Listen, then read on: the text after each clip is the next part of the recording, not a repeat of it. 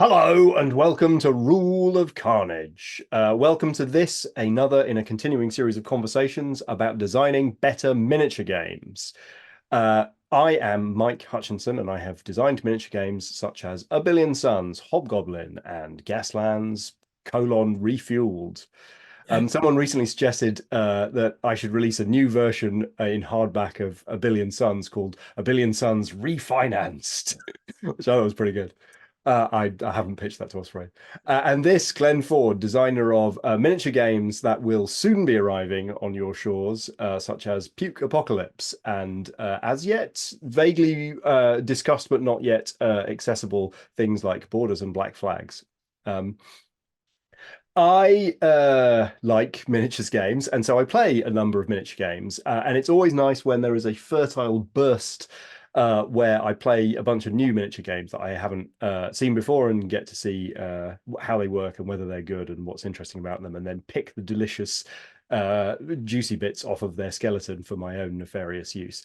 So I had an opportunity to play a bunch of new games recently, and because they were with another friend who's a games designer, he had selected things that were choice morsels and had interesting ideas in. So the games that I have played recently have delightfully not been chaff, but have had interesting good bits in. And one of them that I played is a game called Twilight, which is by a British, I'm going to call him an artist, Michael Thorpe, and he invented a quite idiosyncratic fantasy world that's yeah, the Brian Frood is strong in this one, but it's also got it's a really weird fantasy world because it has a lot of quite coherent cultures and creatures that all sort of look the same. It's not like there's a rat person and a lizard person and a tall person and a short person. They all look like gelflings, but like slightly different kinds of gelflings. And some of them are a bit more angry, and some of them are a bit more political, and some of them are a bit more technological. But it's nice. And they all fit together in a sort of sensible ecology. Anyway, it's a miniature skirmish game, and he designs all the miniatures as well. And there's at least two things that I think are interesting and worth talking about this game.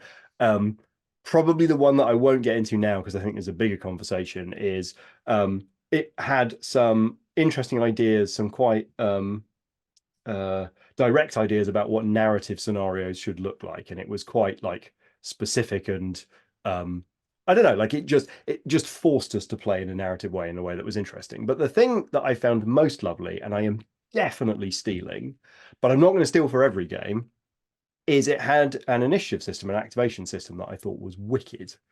And I'll explain the system, and then maybe Glenn will join me in digesting where it might be useful and whether it's better or worse than some other initiative systems. So the initiative system is a bag pull system, which we've talked about before. There are some stones in a bag. There are three colors of stones, some stones that are your color, some stones that are my color, and two, we'll call them red stones for the sake of argument. And when the turn begins, we just pull stones out, and each person gets an opportunity to activate depending on which stone comes out. But nobody does any attacking, they just move and maybe do like a special action. And when one of the red stone comes out, that's called a combat stone. And then you go to a combat phase, and all of the combats get resolved on both sides. If anybody's engaged, all the combats happen. And then you go back to pulling stones out of the bag until the second combat stone comes out, in which case you resolve a second combat phase, and then the turn ends. All the stones go back in the bag. Everybody's finished activating. So that's the basic mechanic. And the two things that are worth noting are once a unit has activated, it can't be activated again. That's kind of obvious. But like once the combat stone comes, the first one comes out, it's not like everybody gets a second activation. It definitely is one turn. And the other thing is that most models are either troopers or commanders, and the commanders mostly all have an ability to activate like up to eight models nearby. So this is a game where we were playing with like five models on one side and I think about a dozen on the other, and that's the sort of range. So a stone comes out, and depending on whether I'm positioned closely or not, like I might get to activate a single model or three or eight. Um, yeah, and it was super interesting for a couple of reasons. One is um, it was a game of like the activation advantage of having a stone come out early allowed me to bring the fight to you, or to sort of choose where on the table I was going to force engagements to happen, but it didn't allow me to like alpha strike you because of the combat stone mechanic. And you could choose to come and engage me where I'm standing, or not, when your initiative thing comes out. But it also had this really unpredictable, like sometimes 3 or 4 stones would just come out in the same color, and like it would feel like there was just like, you weren't getting a turn. And then of course that is then exacerbated by the fact that it can be 3 of Mike's stones followed by 2 combat stones, and Glenn doesn't get a go, which, as I think about, and we'll talk about like what we might do with this ourselves, like that seems like an interesting, like possibly a problem in the design, but like it's within a game that is deliberately built from the ground up to tell stories, not to provide a competitive thing. So I can see why Michael Thorpe has left that idiosyncrasy in. But yeah, so those are the pieces: the bag with the 2 combat stones, the command radius thing, and the fact that engagements, and you can't escape from engagements without some palaver, as you would expect. Mm. Yeah, I mean, it reminds me obviously of like the Test of Honor system. Mm. And the thing with the Test of Honor system is I've played games of Test of Honor where I've not been able to do anything for a couple of rounds because of the way the tokens came out. So I Yeah. don't know if you know that the Test of Honor one is everyone puts in a token for all of their like warriors and all of their leaders, but they're like shared generic tokens. Mm. And then there are 3 tokens which are in the first rounds they give you like a little power up if you pull them, and then in later rounds they're just misagos. And when you get 3 of the misagos, the round ends. And so in theory, I pull a token out, and it's either a hero or a unit, Mm. and it doesn't matter if I pulled out what was one of the unit tokens you put in the bag, so just generic, Mm. or I pull out this sort of miss a go and like end the round. And so it's very low probability, but a distinct probability that you pull out a unit and I pull out a miss a go, you pull out a unit, I pull out a miss a go, you pull out a unit, I end the round. They all go back in again and we start over. And that can happen then again, potentially. Yeah, and that's one of those things where it's like, when you're designing a mechanic like this, it's quite tempting to go, well, it's very unlikely, but Mm. you absolutely have to design as if it happens every other game. Well, I mean, it's one of these things where it's like, it's very unlikely. It's one of those things where it's like, well, okay, what exactly the odds? How many games are you planning on people playing of your game, and how many people are you planning to play your game? I think you'll find that those odds become like pretty reasonable and like, Mm. in fact, calculable. That if your game gets popular enough, that'll be someone's first ever game of playing your system, and that person will never touch that thing again. Yeah, no, exactly. You know, I think what's super interesting about this combat stone iteration of the pull bag is that um it's not possible for, like, for example, for engaged models, it's not possible for them to avoid fighting. Like, it's not that you pull all your tokens, I don't pull any of my tokens, and so I get kicked in the teeth. Like, as soon as that combat stone comes out, and it will, because the game doesn't end and the round doesn't end until you see both of them. Um, when that combat stone comes out, my guys are swinging exactly as you guys are swinging. And so the I question is more about where is the energy, who's controlling the flow of energy, not like who's getting kicked in the teeth. I guess, and I guess it depends a lot. If it's Depends a lot on how much shooting there is in the game, which I what I don't was know in Twilight, but there wasn't any in the games we played. and what I was going to say is, for me, it would depend a lot on like how the combat resolution was. Because if it's a combat resolution system with quite a bit of choice and Mm. options, etc., etc., if it's a combat resolution system that's largely mechanical and is just like, well, you roll the dice to see if you hit. You obviously want to hit the guy that you're stood next to, so there's no real choices there. I'd almost feel more annoyed that all I got to do was sit there doing nothing, and then be like a dice tower that things get poured through, and then oh, there we go. Yeah, no, that's fair. Numbers happened. Good. What now? Oh, no more choices for me. Oh, good. Wake me up when more numbers happen. This is thrilling. You Yeah, know, yeah, yeah, yeah, and it's yeah. like, and this is one of the things where sometimes like, oh, it's very narrative. It's telling a narrative. What is the narrative today? Is the narrative today that I sit here and watch you have fun, and then occasionally do some number resolution? That is not a narrative I need in my life. I want a narrative where we're both telling Yeah, a no, and story. that's a great point. Like with the uncertainty of the who gets to make choices about moving, for example, it needs to be certain that there are, also flows of choices on the combat system. In this case, the combat system is also um, reasonably choice heavy. Like you get a little collection of stones of basically their D2s, and you've got like some of them are attacks and some of them are defenses, and you secretly choose what blend of stones up to the combat value of your unit, whatever. So you might pick like 4 stones, and you'd be like, am I going to go all attack or all defense or some blend of the middle? And then you toss those to find out who gets snotted, and then you've got like most models have a menu.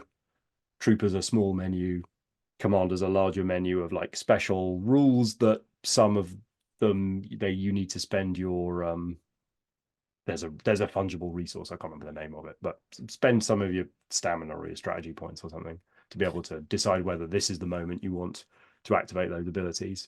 And Yeah. they come back, but they don't come back quickly. So you might start with 7 and you get 1 back a turn. So there's a nice blend of I could spend them all now and I will get some of them back. So it's not like that normal trap of giving all the resources at the beginning, but there is also like yeah, but I'm not going to get them all back. So when do I spike my spend? Yeah, so there's something going on in the combat phase, I guess. But I would still feel like I was not being allowed to play with all the toys, I think, if I just only got to get to make my interactions during the combat phase. I think bag pull systems are interesting and they are difficult because quite often they do fall into one or another variety of this, so I'm just not doing anything. I mean, Mm. I was watching a YouTube video a little while ago about a kickstarted minis game, and they were using a bag pull system, and they sort of explained the bag pull system as they were going through this play test. And as soon as they explained it, I sort of thought, well, just a minute, doesn't that mean that sometimes one person just plays the entire game while the other guy watches?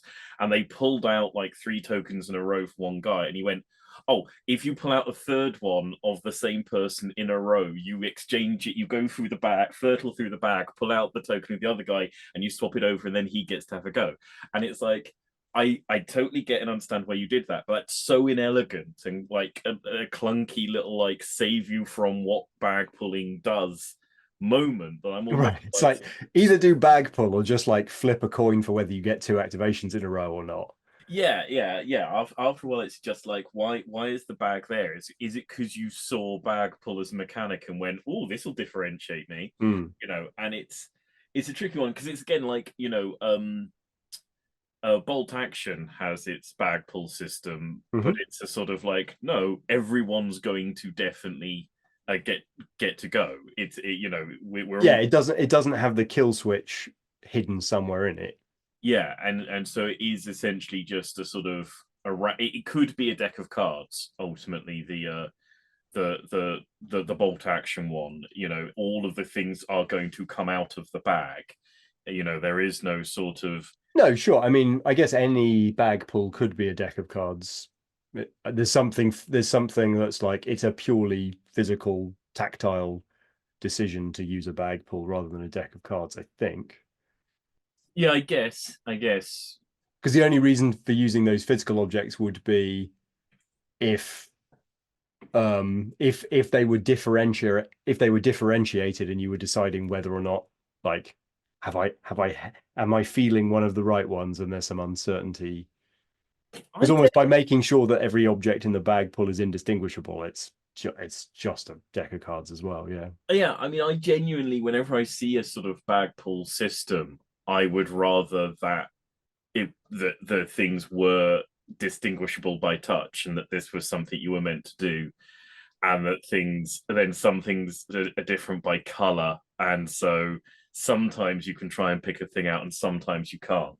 Mm. Every time I see a bag pull system, and it is essentially, I could just be doing this with a deck of cards. There's no reason whatsoever for these to be a bunch of things in a bag, other than because here's a bag. Ooh, I'm very Mm. different now. It's like, yeah, just give me the cards. Whereas once twice there are some board games I've played. Like we played Mega City Oceania a couple of weeks ago, and that's one where you've got a bag full of like building pieces that you're meant to like stack into a building, and they're all Of different. obscure configuration, so that you can't really But fondle them for long enough without irritating your co-players to know or whether it's the piece you need or not. no, but you can quite quickly get to this is a chunky one or this is a longer Yeah. one.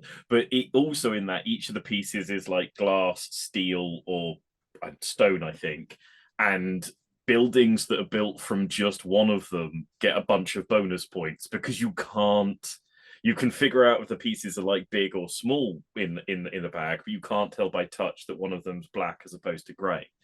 And I Mm. think that's a clever mechanical moment. And like I said, I'd like it to be like, okay, here's a bag. Half of the things in here are balls, half of them are cubes, and Mm. half of them are red and half of them are blue, but not the same two halves. And you can reach for a ball, but you don't know if it will be like yours or his, or a cube, but you don't know if it'll be. So you can know what kind of unit's going to activate, but you can't know who's what kind of that unit is going to activate. Mhm. That's if I was doing like a bag pull system, that's the thing I would want to do with it. I would want to be like, okay, this is, as always with me, it's like this is the actual reason I'm using Yeah, or this it thing could as be opposed to this thing. it could be like objects that are of irritatingly similar but different sizes. So like I'm thinking of like three marbles of slightly increasing diameters, or three dice of slightly different sizes, where it's like I should be able to tell which of these three variants each one is, but like it will be annoying and it will get harder as objects come out and I have less to like quickly compare them against. So yeah, so you could have like three sizes of stone, which equate to like, am I pulling out commanders, or or units, or support or something? Yeah, absolutely. Yeah. As I say, whenever there's a mechanic in a game, I want to know. I want to know good reason why that mechanic's being used, as opposed to a different, or other when a component is being used, that Mm, it's a standardized component that I already have on my shelf over there. I mm. want to know the good reason why you're doing it. And for me, the bag pull systems I've come across, like in minis games, haven't done that. I've always been like, well, what I've got to do now is I've got to buy a custom component when I could have used a perfectly good, like normal deck of playing cards. That just it just annoys me. It just makes me grumpy. I don't know why you did that to me. And what was I going to say? Oh yeah, the other thing is that if so, what I like about the bag pull system, another thing that I like about the bag pull system in Twilight is this um, unknown moment where combat resolves, and so you don't know how many decisions you're going to have access to between now and the next moment that combat gets resolved, and I find that deeply interesting. I don't know exactly how I would implement that in a subsequent game, or which games it would make sense for that to be implemented in. But I definitely think that, setting aside the fairness thing, because I think you can solve for, well, we always get the same number of decisions. It's just where in our equal number of decisions, how are they multiplexed together, and where does the like panic button get pressed? It really made me think of Neuroshima Hex, which has a similar situation, um, except there are two ways that a battle can trigger. One is when the board is full, and that's like an open piece of information. You can see when there's only a couple tiles left. You know that you're going to get a go, and I'm going to get a go, and then the board is full, and we're going to trigger a battle. But there's also hidden information where I could have a battle tile in my hand of the three tiles that I've got in my hand. So I might have had that since the first turn, and I might just be waiting for a configuration that benefits me and not you, and then I'll slam down my battle token, trigger the battle, trigger the combat to resolve, lots of things get destroyed, and then that sort of thing starts again. And so I'd sort of I'd not considered the Neuroshima hex mechanic as something that would be interesting in a war game, in a miniatures game, until seeing this bag pull system in action. And now I'm really intrigued about that, like that variable number of decisions between now and when combat gets resolved. Yeah, I think sort of like a semi-randomized activation queue, which includes sort of a hybrid phased system, I think has the potential, yeah, to be interesting. And like I say, like semi-randomized activation queues do turn up in board games. There are very, I mean, lots of like worker placement board games have you place like you place your meeple in order to do something, and then the game chunks along the row of meeples and they activate and they do a particular thing. Yeah, and there was a miniatures game that did it. It was a big Kickstarter one that had kind of like a bubblegum crisis anime high sci-fi thing. I can't remember the name of it right now. It never caught fire in the UK. So once the Kickstarter shipped, I remember people talked about it for a couple of months and then it disappeared. And that had every unit had a card and you ended up with a river of activations. And I think you could pay resources to jump people forward in the queue and stuff. I guess the strength of using the bag pull system for the semi-broken like phasing that you've got going on there is, if you did it in a normal sequence, you would go like everyone takes a move until we go into the fight phase, and then we do the fight phase, and then we go back weirdly enough to the move phase, and then we carry on in the move phase for a bit, and then we go over to the fight phase. But that's all one round, despite bouncing back and forth. Whereas like having the bag pull makes it, I think, more like mentally accessible to be like, there are no phases. There are phases, but I've secretly made it so there aren't for you. What there is pulling out tokens and then looking up what this token does and doing what it does. Do you know what I mean? Yeah, yeah, yeah. Each token becomes an instruction to execute a block of code Mm. rather than you having to figure out at the beginning of each of these phantom phases what it is you're supposed to be doing. Yeah, yeah. But I still feel like I would rather have like a dice based or playing card based system, or just like I don't understand why Test of Honor does it, and I don't really understand, why Twilight does it. And then we throw out the rest of the bag and start over when a Well, certain. and the deck of cards is particularly nice because you could easily solve the problem of the missing activations by saying, well, the turn ends when you hit that second combat stone, which would be like, one of the two jokers or whatever. And anything that didn't get activated, guess what? That's on the top of the deck and everything else gets shuffled underneath. So you know what you're getting. And there's a bit of like, you don't know when they're coming out, but there's now a sort of partial information available to everyone. Yeah, And yeah, everybody gets the same number of activations. yeah. In that point, you're sort of playing a game that doesn't have Do they? rounds. I guess no, that you still don't know whether you get all of your activations across a game. You don't know how many activations any unit is going to get because they might end up getting shafted each time. Well, I mean, well, yeah. I mean, Because both jokers could be on the top of that shuffled second half of the deck. sure, But then yeah, they'd all end up. but no, no, no. Everyone would still get all their activations, apart from the people who are at the bottom of the. You've essentially Final turn. stacked 10 decks on top of each other, and whoever's on the very, very underneath wouldn't get their activations. And that in a war game with the dissolution of forces is a way it's a much less important problem. Yeah, over the length of a game, losing those like handful of activations would be less relevant. And in the last turn, things are probably resolved out to a degree, by that final turn. Mm. I just don't understand why you'd ever want a system where potentially what happens is one player just sits there and goes, "Oh, right, okay, you again, is it? Mm. You again, is it? Okay, great." Another design question that the bag in Twilight begs, which I think is interesting, is the bag in Twilight has 6 stones, and 2 stones. It never has any other number. It doesn't matter how many miniatures are in play. And one guy had, my opponent had 4 miniatures in 2 units, a 1 and a 3, and he got 6 stones. And I had, many more in more configurations. And so the partial solution that the game offers is, well, there's sort of there's commander mechanics that allow you to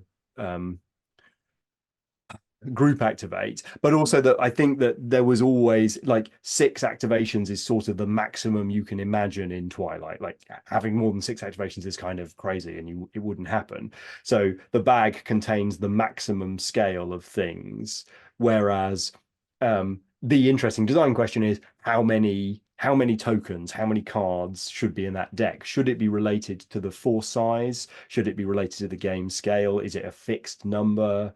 Because like in a horde list, do I feel like I'm getting cheated because there are a fixed number of activation cards in the deck or whatever? But does that just beg an interesting question where it's like, well, in that case, horde units better stick together because they're going to have to use their command bubble, group activation stuff to get the most out of everything. So I'm not saying I'm not saying there's a correct or incorrect solution here. I'm just saying, there's juice here. It's an interesting question because it sounds like a system that will go weird depending on like the weight of probability in certain places. Because like as it stands, you've got a problem in higher points games where elite forces get a significantly greater advantage over like more horde forces because they only need to see 1 or 2 tokens before they have expressed their power. Yeah, and they can get more and more and more elite, and whereas the horde just gets fewer and fewer of its units actually activated. And so the sort of semi-obvious solution, if you wanted to scale that up, is to go X many points, you put in another red, another combat stone and another 3 stones for each side. So every so many points, you put in more stones from each side and more combat stones, and bag just gets bigger and bigger and bigger. And it'd be interesting there because the question is, when does the probability hit a certain point where you never pull out the red stone, or it's like it's ages until you get to a red stone, and it's just everyone dancing around each other, going like, "We're going to hit each other at some point." I don't know. Apparently not. Yeah, and that I think is also a question of there's a design option open in 2 directions. One is this a units have activated and they don't get to activate again until the bag gets reset, or is this a situation where you can keep activating things over and over again, and there's either a Rambo situation or there's some way of controlling, you have to see another 3 tokens before that same unit can activate again. Yeah, I've not really seen a continuous activation system work to my satisfaction, but that's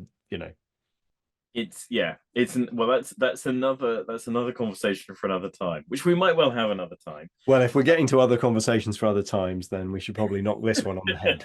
I think bag pull systems are definitely very interesting. I'm yet to see one that I find particularly satisfying, but if you've seen one that you think is very satisfying that I should take a look at, please. I was going to say, if you want to present one to Glenn, then he can destroy it for you. No, I think the mechanics He's going to defend it. I think the mechanics behind it, some of them are interesting, acceptable. I don't understand the component yet. I don't understand the component of a bag for a bag pull. I don't know what it's doing mechanically different and worthwhile. And I genuinely would like to know, if there is a miniatures game that uses bag pull in a way that is interestingly different from using a deck of cards or a set of dice. Then we can nick that idea. And I will thieve it merrily. I mean, genuinely, if I had like total freedom of components for a minis game, it would be one of the early things I would start doing, is monkeying about with shapes and colors within a bag pull system. But yeah, like I say, swing down to the comment section. Tell us about some cool and interesting bag pull systems that are out there.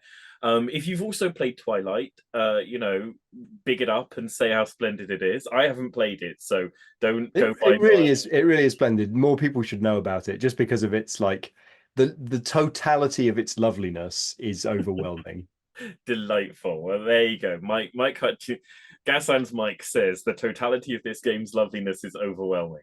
Yes.